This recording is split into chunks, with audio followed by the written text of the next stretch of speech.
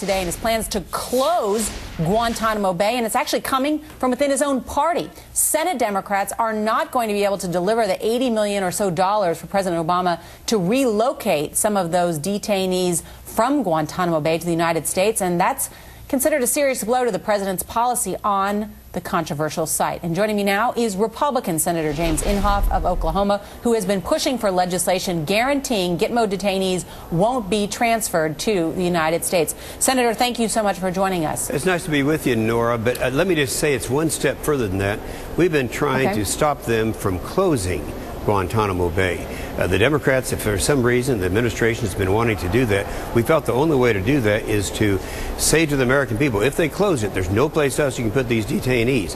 Apparently the heat was too great for the Democrats, and they came out just a couple of hours ago and said they took my amendment and put their name on it and said they're going to go ahead and introduce it. So I guess that's a victory of some type.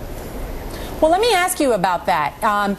Let's say that the Congress does not approve the $80 or so million to close Guantanamo Bay. Is there a way that the administration, by some executive order, that the president could still go ahead and close Gitmo and find funds elsewhere?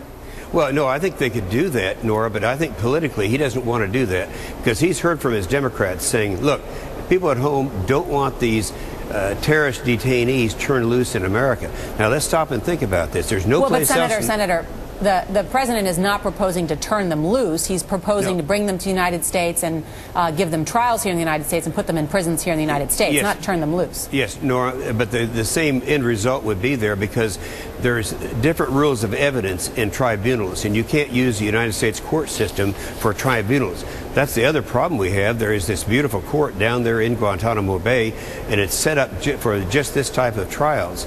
Now, they have said several times that they want to put these detainees, they're down to 245 now, there will be more with escalation in Afghanistan, but put them in some 17 locations in the United States. And this is what I think people are really outraged by. My point is, there's no reason to close that place. They treat them humanely. Everyone who's inspected it, including the new Attorney General Holder, they've all said that there's nothing wrong with it. This is a place we ought to keep them.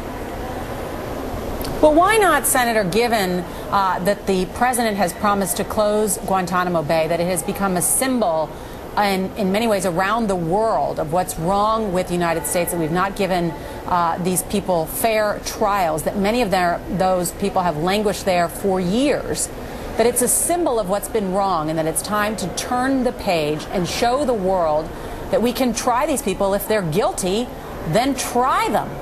Well, I think we can try them, and we can try them down there. There are some of these people that are very, very bad. Sheikh Mohammed, the architect of 9/11, these are not just security risks. These are really bad terrorists. And I think that if that's true, then why don't these countries who all say we ought to do something about it, why don't they let these terrorists back into their countries? That's our problem. They won't take them back. They won't prosecute them. So the only place I think of that right now that they could prosecute them would be Guantanamo Bay.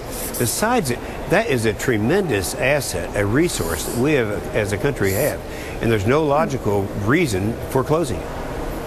Senator, I know that you're a great American, a strong member of the Republican Party. Can I ask you about one issue, since there's a number of members from the Republican National Committee in town, about Chairman Steele's leadership? There's a piece in the Washington Times today that says that Chairman Steele has brought along a number of aides, personal friends, to work at the RNC, who in some cases have salaries 3 times what their predecessors made, including a personal assistant who's making 3 times what Chairman Duncan paid his personal assistant. Does that story concern you? First of all, I hadn't seen the story, but if that is true, absolutely it concerns me, and we would stop it. I can't imagine that that would be the case. You've told me something I didn't know. I'll look into it. Okay. Senator, thanks so much for joining us. We appreciate it. Thank you, Nora. And coming